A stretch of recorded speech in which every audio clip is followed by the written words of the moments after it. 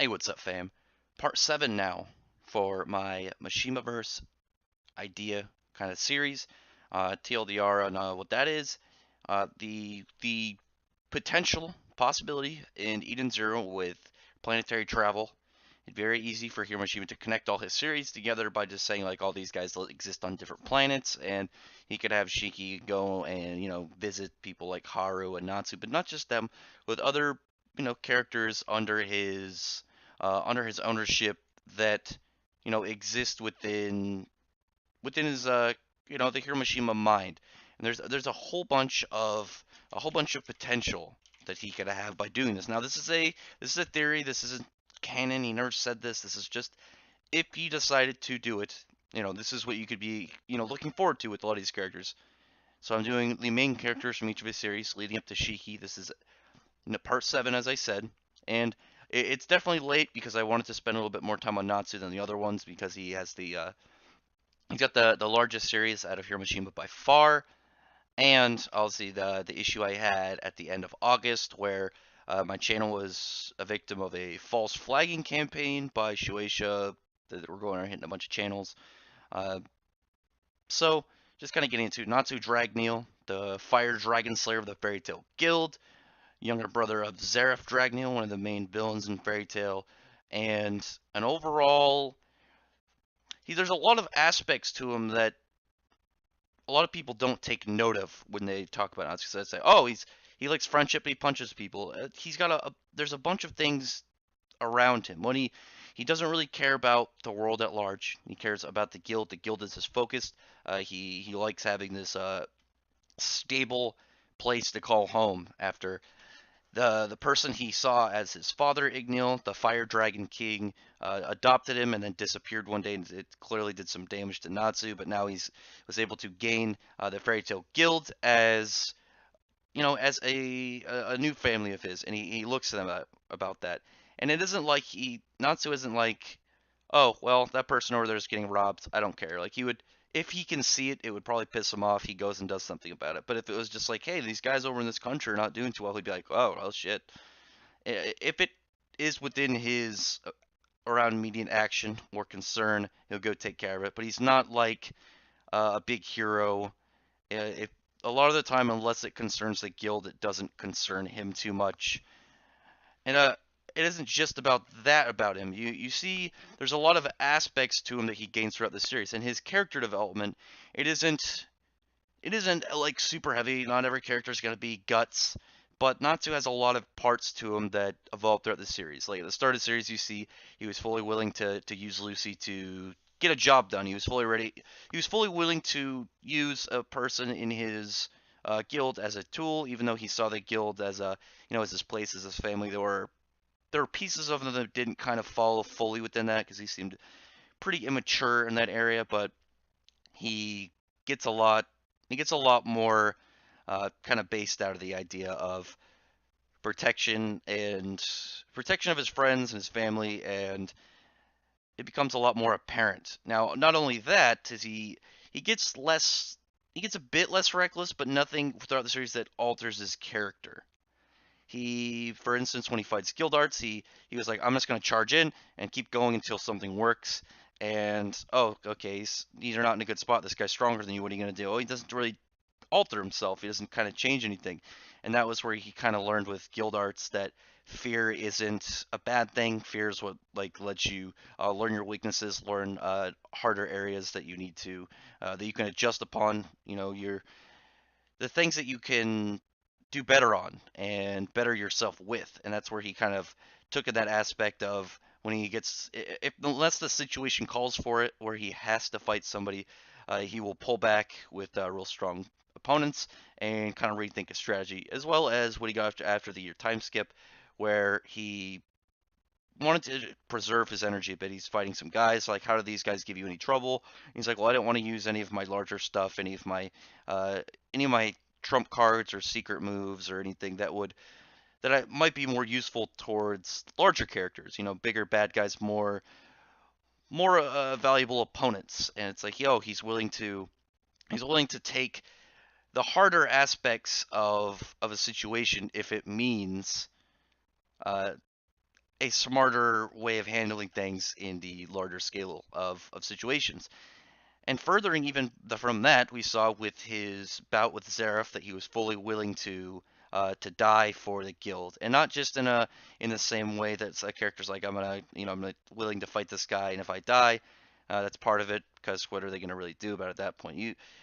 There aren't a lot of shonen main characters that it kind of came to a realization that Natsu did that I'll go towards. There's a bunch that kill and there are a bunch that don't kill, and some of them are seem to be all right with either killing or not killing, but Natsu seems to capture it in a really good manner where he says he doesn't like to fight people for to kill them or to slaughter. He likes to fight people to see who's the bigger badass to kind of just show off their moves and their skills. But sometimes fights come down to whether or not you're going to kill your opponent, and some opponents that just know their choice. Especially in something like a time of war, where it's either he's going to spare this opponent and risk the danger to his guild, to his family, his friends, or he's going to have to kill who he's fighting. And with Zareth, he was, even after he said, if you kill me, you're going to also die. And he said, if that means the protection of my guild and everyone that I care about, I'm fully willing to, die in that process. And that's a really good step for his character. Not only the kind of acknowledgments of uh, when he might have to kill or when he might have to rethink a situation, when he has to use his abilities in certain ways. It's the detailing of saying why that is that I think really helps him as a character.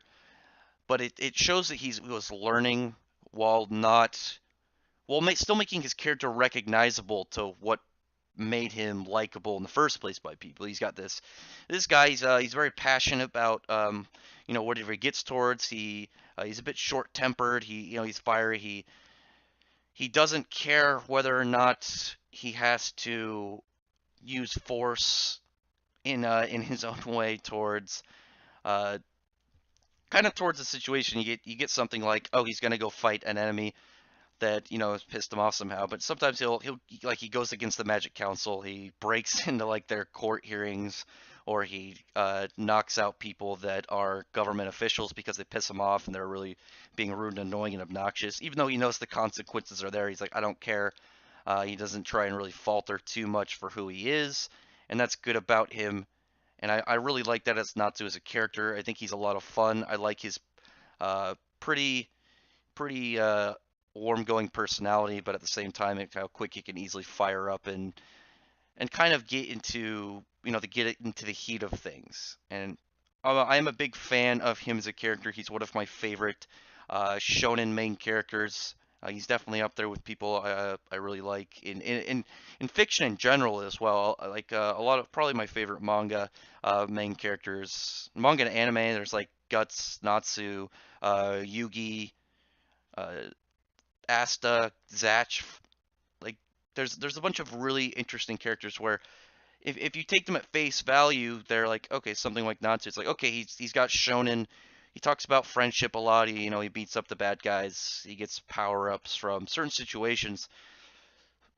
But if you actually look into a lot of the either deeper or more subtle things within the series, and you're going to be like, oh, deeper, subtle, that doesn't exist in shonen. I don't agree with that at all. There's a lot of stuff that if you pay attention is there, which is really good, and you get that a lot with Hiro Mishima's work. And I'm a huge fan of how he does characters. The only problems I have with him is like he'll get when he gets bored of characters, and he'll just like throw them away, or when he'll do like a power a really cool power up for him for like an issue or two where it should be stretched out.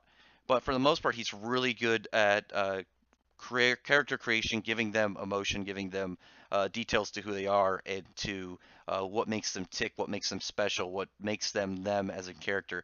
And you get that a lot, especially with his main characters. And you could look, and I say this to a lot of people with that look at something like his new series Eden Zero, or if you look at how his art kind of evolved for Haru Glory of his uh, or first big series, you get Haru Glory, his first big main character, Natsu Dragneel, the middle guy, and the main character, his biggest series, Fairy Tail, and then you get Shiki Granbell of his newest series. you could look at them. You could notice physical characteristics that are similar. Um, you can notice a couple key traits of their personality. Obviously, they're shown in the main characters. They talk about how friendship and the bonds of their friends and family are important to them. Yeah, but there's a lot of things that make them different. There's a lot of different personality aspects to them. You have Haru's a lot more chill. He's a lot more relaxed. He tends to kind of look at situations in a much more calm and decisive manner, while at the same time trying to take action.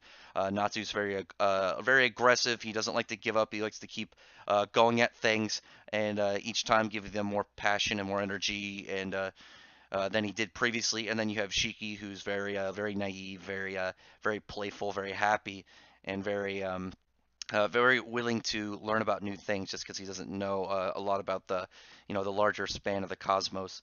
And that's just what I really like about Hiromashima. And like I'm saying with uh, Natsu especially, I'm a huge fan of his character. There are a lot of ups and downs with some of the parts of him, and I mean that as things he experienced, not him as a character. I liked him consistently from the start. There were never points that I was like, I'm tired of Natsu. I don't want to see him more. I liked him from beginning to end, and he only got better than me throughout the series. Well, not really end because it's continuing now, and I can't wait to see how he is now after a year of this big war that he took place in, where he learned all these things about himself, both as his past and as a person. So that's that for this issue of the Mashimaverse. Next week, I think his name is Temp. I don't remember what it's called. It's the one with the guy with the guns, the wind gun guy. I'm gonna pick that up. I know what the Soul and Tempest. I think the guy's name is. Whatever.